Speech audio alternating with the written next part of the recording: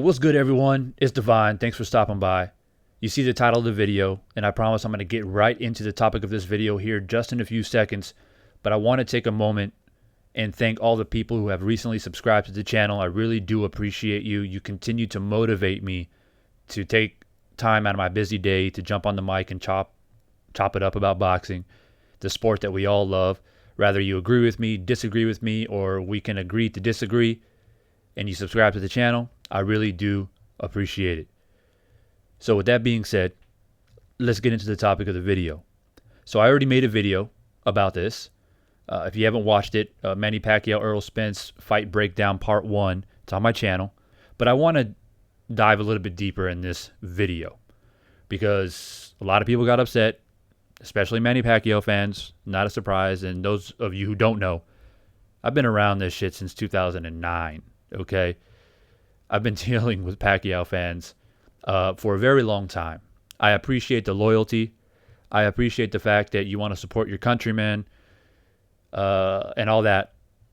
But I got to say, I'm a bit stunned about how you guys are so blindly in love with your fighter that you don't even take the time to consider the possibility of how difficult this fight is going to be. Now, by all means, go for Manny Pacquiao. If that's your fighter, that's your fighter. But the disrespect on people's channels who are simply breaking down fights, it's just sad, man. So, first thing that I want to talk about is talk a little bit about Pacquiao, okay? I've said it multiple times until I'm blue in the face like a broken fucking record that I feel like Manny Pacquiao is a Hall of Fame fighter. He's a great fighter. He deserves a lot of respect and accolades. I don't care if you don't like him. There's a lot of reasons why people don't like Pacquiao. But at the end of the day, when the history books are written, he's going to go down as an all-time great. I mean, that's just the way it is. The fact that he conquered multiple weight divisions and did what he's done in boxing is going to cement him in the Boxing Hall of Fame and be an all-time great. And I give him that respect. He's not a favorite fighter of mine personally, stylistically wise, and a few other reasons I won't mention, but that's just my opinion. But I give him credit where credit is due. Now, with that being said, we have to rewind the tape way back, okay? 19 fights ago was the last time that Pacquiao fought a southpaw, and that was against David Diaz. Now, those of you who've been around boxing for a long time, like myself, you remember that fight.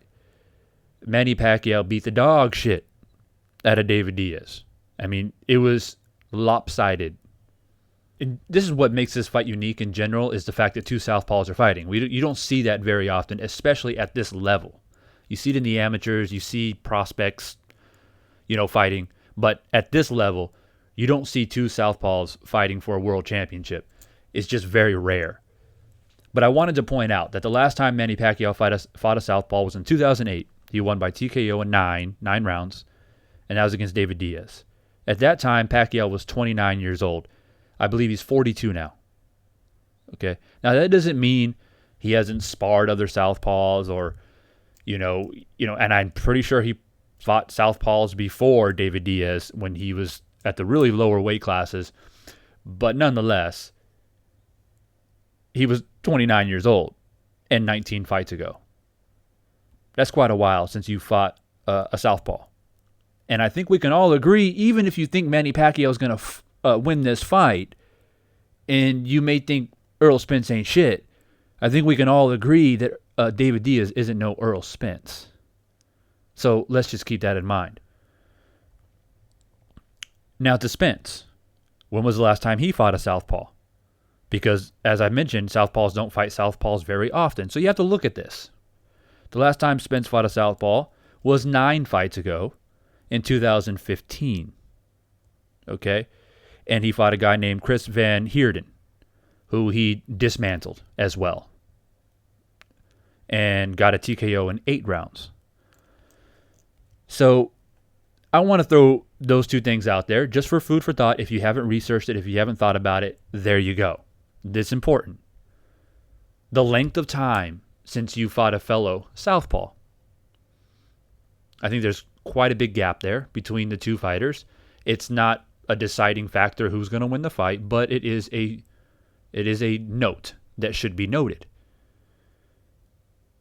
And I also want to give a gentle reminder for those people who, again, thinks that Manny Pacquiao is so great and this is not much of a challenge because he's so great, and he would have beat Mayweather if the judges weren't against him and Mayweather didn't run all night. I mean, Manny Pacquiao's invincible. He's a god.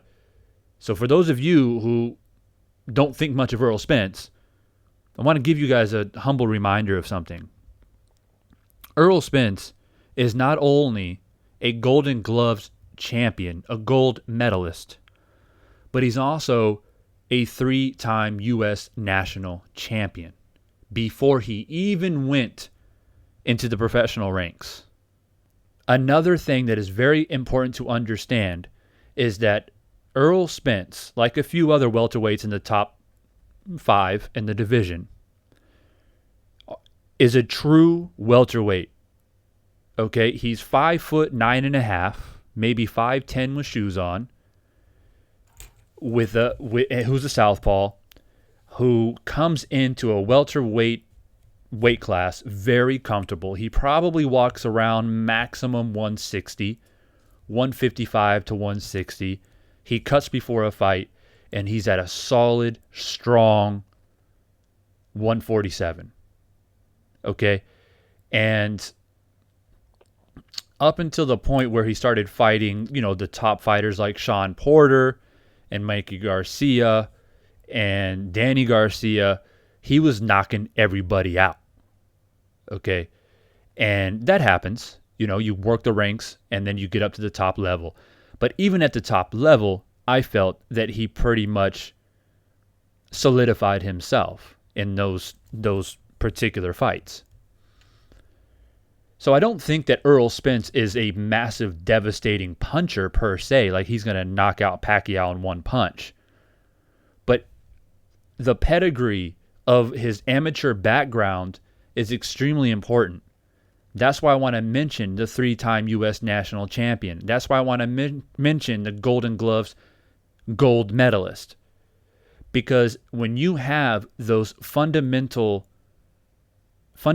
sound boxing skills, it makes you a very difficult fighter to break down. Now, you can land punches, you can win a few rounds, you can make the fight competitive, but when you have that type of pedigree, it's extremely difficult to get past those very solid, established at a young age fundamentals. Now, the one thing that's going for Pacquiao in this fight is obviously his experience. A multiple-time world champion. But Manny Pacquiao is also 42 years old. I hate to throw age out there because, I'm getting old.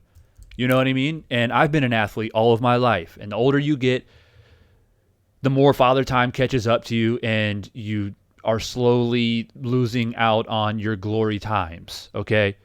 Pacquiao is a remarkable 42-year-old athlete who should be proud of what he's accomplished up until this point. There's not very many 42-year-olds in the world who's a Manny Pacquiao. But you're going up against a strong, much younger, smart champion who, by the way, uses, this is a very important key, and I hope it sits with you, uses the jab as a southpaw extremely well. And I would argue probably as a southpaw the best in the division. And yes, better than Thurman, better than Porter, better than Mikey Garcia. Now granted, they're not southpaws, but for a southpaw, right hand in front, he is a phenomenal fighter at using the jab and setting up his punches. As a matter of fact, I would say, and I would argue, that that's 90% of the reason why he's victorious in fights. His jab is vicious. Okay? And I'm pretty sure, I don't have the tail of the tape right in front of me, but I'm pretty sure he has a reach advantage. He's just taller, period, than Manny Pacquiao is. Range advantage. Youth advantage. Hand speed, I'll say it's the same. I would give it to Pacquiao if we're talking Pacquiao's at least 5 or 6 years younger. He's not, but I'll say it's level. Combinations, I would say same. Okay, Manny Pacquiao doesn't throw combinations like he did when he was in his early 30s, mid 30s. He just doesn't. He still has pop. He still has explosiveness. He still can work his angles brilliantly, which he's known for, is, being unorthodox southpaw who can work angles, punches from places you don't see. He still has that. That's who he is, and that's who he'll always be until he decides to hang up his gloves for good. And you can't teach that. That's just Manny Pacquiao, and that's what makes him unique. But combination-wise, I feel like putting punches together, I think they're the same. The only slight difference is, I think, when it comes to hand speed plus combination, I think Pacquiao probably has a slight edge. Because Spence, although good, I think the same hand speed, combination's the same, but when you put them together, I think Spence likes to load up a bit more. Okay, he gets you against the ropes, and he works you like you're a heavy bag. But Pacquiao can keep his punches nice and short and quick. So I'll give him the edge on that. And then it comes to boxing 101, using the jab, going to the body, pacing yourself in a fight, and defense. I give it to Spence. And I think it's going to be a 12-round decision. I think Pacquiao is too tough, too much of a veteran, too much experience to get him out of there. I don't. He may hurt Pacquiao. Pacquiao may, take some steps back and cover up. But I just feel like the one thing that you don't really lose is your ability to take a punch. And I know some people will counter argue that and say when you get older you can't take a punch. You lose that. You don't have that youth to take a punch. But Pacquiao's never shown signs of not being able to take a punch, in my opinion. So I think that he's going to have his moments, but I think when it comes down to it, the ability of Spence using his jab and putting his combinations together, having more moments to shake up the crowd and shake up the judges, I think it's going to be a decision, and I think it's going to be a clear decision.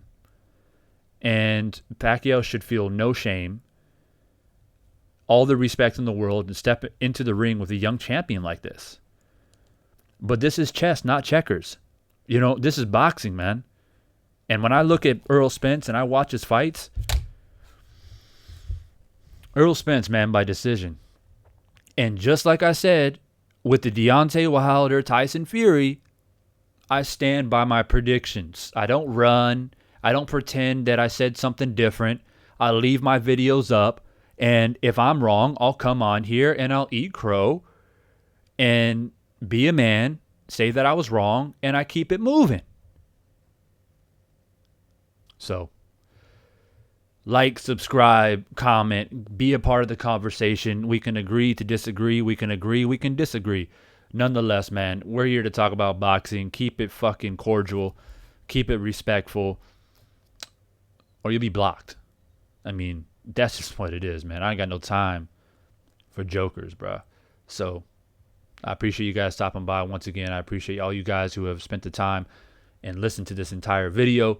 And I'll be up on Cam and Mike very soon. Peace.